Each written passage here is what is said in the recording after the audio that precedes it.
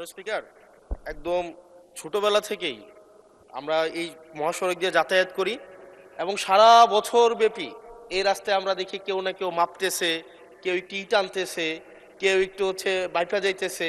এবং আমরা সারা বছর একটা ফিল থাকে এই রাস্তার কাজ বুঝি এই মাসে হয়ে যাবে, ওই মাসে হয়ে যাবে।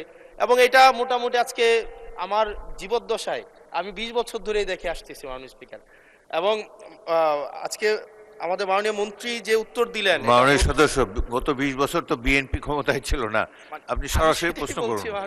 স্পিকার, তো এখন এমনি কুমিল্লা নিয়ে কিন্তু বিগত সরকারের একটা অ্যালার্জি ছিল, কুমিল্লার শুনলে একটা অ্যালার্জি, এবং এই সংসদেও কুমিল্লাকে কটাক্ষ করা হয়েছে মাল্টিপল টাইমস। এবং কুমিল্লা একটা স্বনির্ভর একটা উপজেলা শুধুমাত্র রেমিটেন্স যোদ্ধাদের কারণে, কারণ আমাদের মাইক্রো ইকোনমিটা ভালো, বিদেশে মানুষ থাকে মধ্যপ্রাচ্যে বিশেষ করে, এবং যেহেতু এখানে লিকুইডিটি ফ্লোটা ভালো, মাইক্রো ইকোনমিটা ভালো। কিন্তু আমরা যদি এই ইনফ্রাস্ট্রাকচারের অবস্থা দেখি, বাংলাদেশের সবচেয়ে বাজে ইনফ্রাস্ট্রাকচার হচ্ছে আমাদের কুমিল্লাতে। আজকে মাননীয় মন্ত্রী যে উত্তর দিলেন, এই উত্তর আমাকে অনেক বেশি আশাহত করেছে। এটা হচ্ছে, হবে, কবে হবে, কোনো স্পেসিফিক উত্তর মাননীয় মন্ত্রী মহোদয়ের কাছ থেকে আমি পাই নাই। আমি মাননীয় মন্ত্রী স্পেসিফিকভাবে বলবেন কি কবের মধ্যে আমরা এই মহাসড়কটি প্রশস্ত হবে এবং একটা গাড়ি আরেকটা গাড়িকে ক্রস করার জন্য দুর্ঘটনার শিকার হবে না। বাচ্চারা, মাননীয় স্পিকার আপনাকে জানিয়ে রাখি, এখানে 100-র বেশি আমাদের শিক্ষা প্রতিষ্ঠান এই রোডের আশেপাশে আছে। এখন প্রতিনিয়ত যে দুর্ঘটনাগুলো ঘটছে, এটির দায়ভার কে নিবে? আমরা এই অঞ্চলটা, আমার এখানে 5টা এমপি আছে, আমি যেই রাস্তার কথা বলছি ওই রাস্তার 5টা এমপি আজকে এখানে বসে আছে। ধন্যবাদ। সবাই আমাদের এলাকার কাছে আমরা লজ্জিত। ধন্যবাদ মাননীয় সদস্য। মাননীয় মন্ত্রী।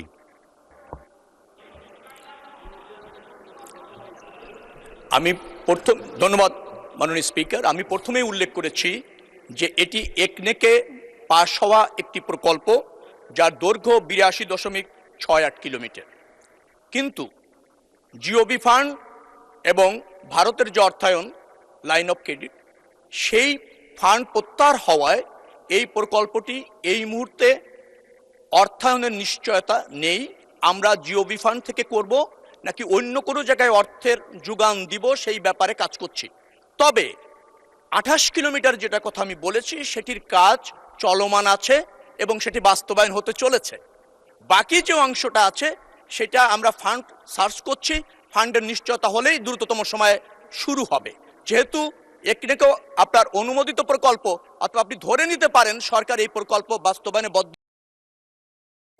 বাস্তবায়ন করবার জন্য দ্রুত গতিতে সরকার কাজ করছে। ধন্যবাদ মাননীয় স্পিকার।